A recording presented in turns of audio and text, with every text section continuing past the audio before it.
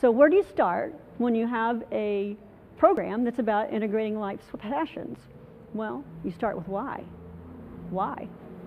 And that kicks us off for the first speaker tonight, Simon Sinek, in his talk, Start with Why. We assume even we know why we do what we do. But then how do you explain when things don't go as we assume? Or better, how do you explain when others are able to achieve things that seem to defy all of the assumptions? For example, why is Apple so innovative? Year after year after year after year, they're more innovative than all their competition. And yet they're just a computer company. They're just like everyone else. They have the same access to the same talent, the same agencies, the same consultants, the same media. Then why is it that they seem to have something different? Why is it that Martin Luther King led the civil rights movement? He wasn't the only man who suffered in a pre-civil rights America, and he certainly wasn't the only great orator of the day. Why him? And why is it that the Wright brothers were able to figure out controlled powered manned flight when there were certainly other teams who were better qualified, better funded, and they didn't achieve powered manned flight, and the Wright brothers beat them to it? There's something else at play here. About 3.5 years ago, I made a discovery, and this discovery profoundly changed my view on how I thought the world worked, and it even profoundly changed the way in which I operate in it.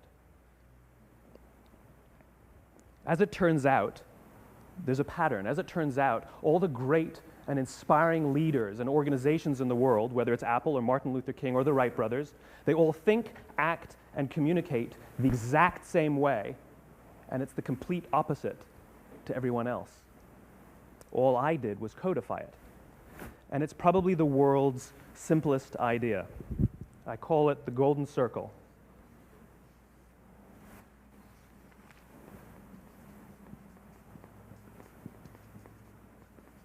Why, how, what? This little idea explains why some organizations and some leaders are able to inspire where others aren't. Let me define the terms really quickly. Every single person, every single organization on the planet knows what they do, 100%. Some know how they do it, whether you call it your differentiating value proposition or your proprietary process or your USP. But very, very few people or organizations know why they do what they do. And by why, I don't mean to make a profit. That's a result. It's always a result. By why, I mean what's your purpose? What's your cause? What's your belief? Why does your organization exist? Well, as a result, the way we think, the way we act, the way we communicate is from the outside in. It's obvious. We go from the clearest thing to the fuzziest thing.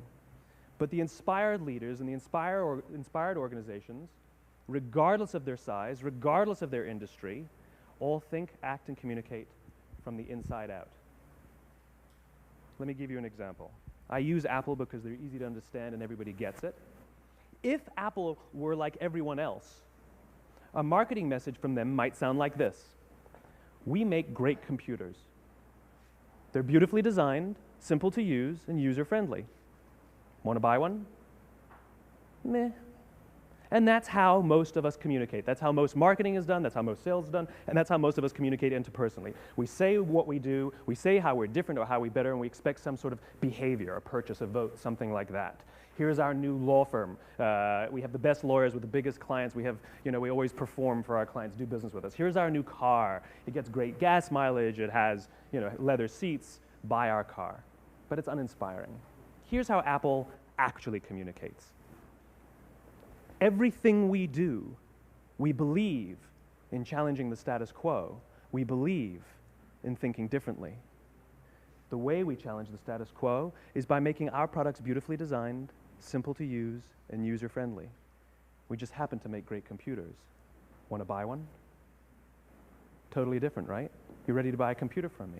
All I did was reverse the order of the information. People don't buy what you do, people buy why you do it. People don't buy what you do, they buy why you do it. This explains why every single person in this room is perfectly comfortable buying a computer from Apple.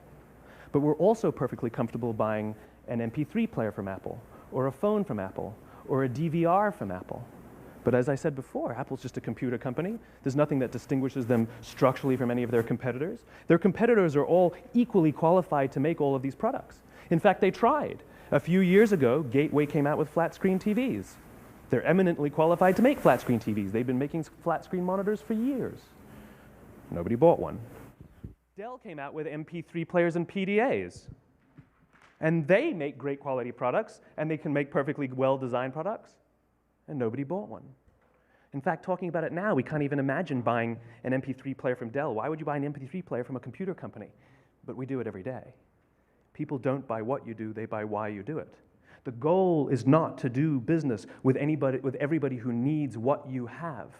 The goal is to do business with people who believe what you believe. Here's the best part. None of what I'm telling you is my opinion. It's all grounded in the tenets of biology, not psychology, biology. If you look at a cross-section of the human brain, looking from the top down, what you see is the human brain is actually broken into three major components that correlate perfectly with the golden circle. Our newest brain, our Homo sapien brain, our neocortex, corresponds with the what level. The neocortex is responsible for all of our rational and analytical thought and language.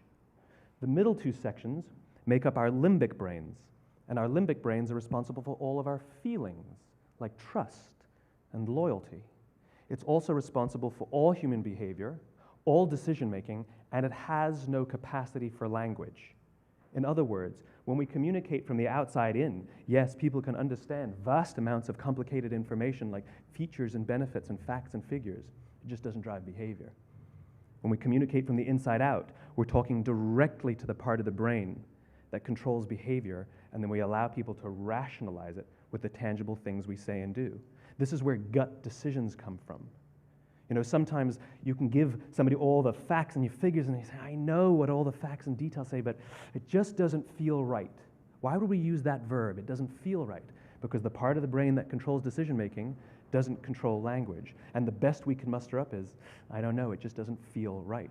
Or sometimes you say you're leading with your heart or you're leading with your soul. Well, I hate to break it to you, those aren't other body parts controlling your behavior. It's all happening here in your limbic brain, the part of the brain that controls decision-making and not language. But if you don't know why you do what you do, and people respond to why you do what you do, then how will you ever get people to vote for you or buy something from you, or more importantly, be loyal and want to be a part of what it is that you do? Again, the goal is not just to sell people who need what you have. The goal is to sell to people who believe what you believe. The goal is not just to hire people who need a job. It's to hire people who believe what you believe. I always say that, you know, there's, if you hire people just because they can do a job, they'll work for your money. But if you hire people who believe what you believe, they work for you with blood and sweat and tears. And nowhere else is there a better example of this than with the Wright brothers. Most people don't know about Samuel Pierpont Langley. And back in the early 20th century, the pursuit of powered man flight was like the dot-com of the day. Everybody was trying it. And Samuel Pierpont Langley had what we assume to be the recipe for success. I mean, even now, you ask people, why did your product or why did your company fail? And people always give you the same permutation of the same three things. Undercapitalized, the wrong people, bad market conditions. It's always the same three things. So let's explore that. Samuel Pierpont Langley was given $50,000 by the War Department to figure out this flying machine. Money was no problem. He held a seat at Harvard and worked at the Smithsonian and was extremely well connected. He knew all the big minds of the day. He hired the best minds money could find, and the market conditions were fantastic. The New York Times followed him around everywhere, and everyone was rooting for Langley. And how come we've never heard of Samuel Pierpont Langley? A few hundred miles away in Dayton, Ohio, Orville and Wilbur Wright. They had none of what we consider to be the recipe for success. They had no money. They paid for their dream with the proceeds from their bicycle shop. Not a single person on the Wright brothers' team had a college education, not even Orville or Wilbur. And the New York Times followed them around nowhere. The difference was Orville and Wilbur were driven by a cause, by a purpose, by a belief. They believed that if they could figure out this flying machine, it'll change the course of the world. Samuel Pierpont Langley was different. He wanted to be rich, and he wanted to be famous. He was in pursuit of the result. He was in pursuit of the riches. And lo and behold, look what happened. The people who believed in the Wright brothers' dream worked with them with blood and sweat and tears. The others just worked for the paycheck. And they tell stories of how every time the Wright brothers went out, they would have to take 5 sets of parts because that's how many times they would crash before they came in for supper. And eventually, on December 17th, 1903, the Wright brothers took flight. And no one was there to even experience it. We found out about it a few days later. And further proof that Langley was motivated by the wrong thing, the day the Wright brothers took flight, he quit. He could have said, "That's an amazing discovery, guys. Now we'll improve upon your technology." But he didn't. He wasn't first. He didn't get rich. He didn't get famous. So he quit. People don't buy what you do, they buy why you do it. And if you talk about what you believe, you will attract those who believe what you believe. Well, why is it important to attract those who believe what you believe? Something called the law of diffusion of innovation. And if you don't know the law, you definitely know the terminology. The first 2.5% of our population are our innovators. The next 13.5% of our population are our early adopters. The next 34% are your early majority, your late majority, and your laggards. The only reason these people buy touch-tone phones is because you can't buy rotary phones anymore. We all sit at various places at various times on the scale, but what the law of diffusion of innovation tells us is that if you want mass market success or mass market acceptance of an idea, you cannot have it until you achieve this tipping point between 15 and 18% market penetration, and then the system tips. And I love asking businesses, what's your conversion on new business? And they love to tell you, oh, it's about 10% proudly. Well, you can trip over 10% of the customers. We all have about 10% who just get it. That's how we describe them, right? That's like that gut feeling, oh, they just get it. The problem is, how do you find the ones that just get it before you're doing business with them versus the ones who don't get it? So it's this here, this little gap, that you have to close, as Geoffrey Moore calls it, crossing the chasm. Because you see, the early majority will not try something until someone else has tried it first. And these guys, the innovators and the early adopters, they're comfortable making those gut decisions. They're more comfortable making those intuitive decisions that are driven by what they believe about the world and not just what product is available. These are the people who stood online for 6 hours to buy an iPhone when they first came out, when you could have just walked into the store the next week and bought one off the shelf. These are the people who spent $40,000 on flat-screen TVs when they first came out, even though the technology was substandard. And by the way, they didn't do it because the technology was so great. They did it for themselves. It's because they wanted to be first. People don't buy what you do, they buy why you do it. And what you do simply proves what you believe. In fact, people will do the things that prove what they believe.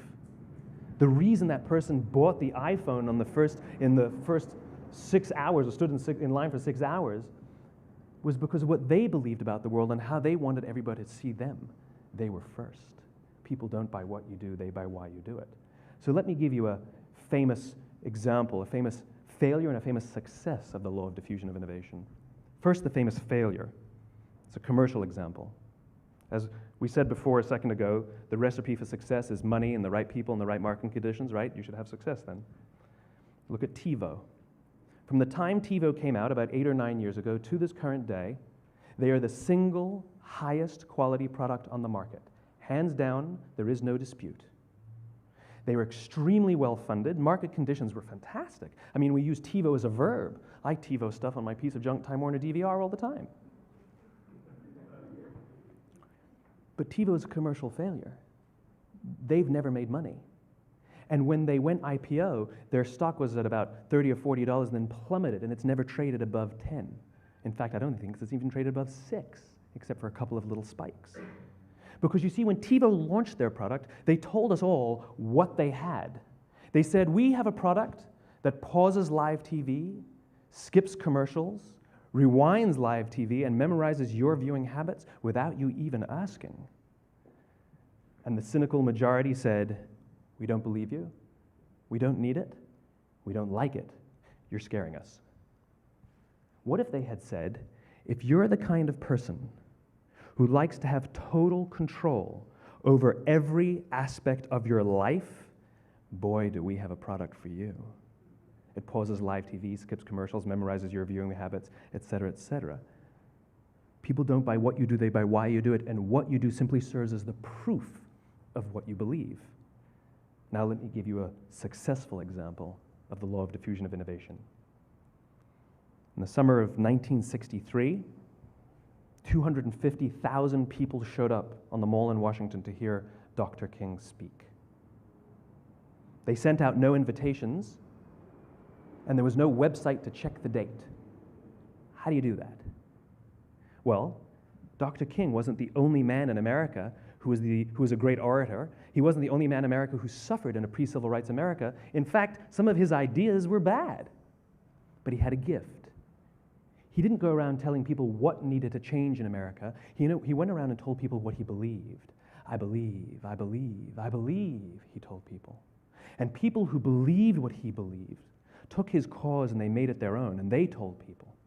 And some of those people created structures to get the word out to even more people. And lo and behold, 250,000 people showed up on the right day, on the right time to hear him speak. How many of them showed up for him? 0. They showed up for themselves.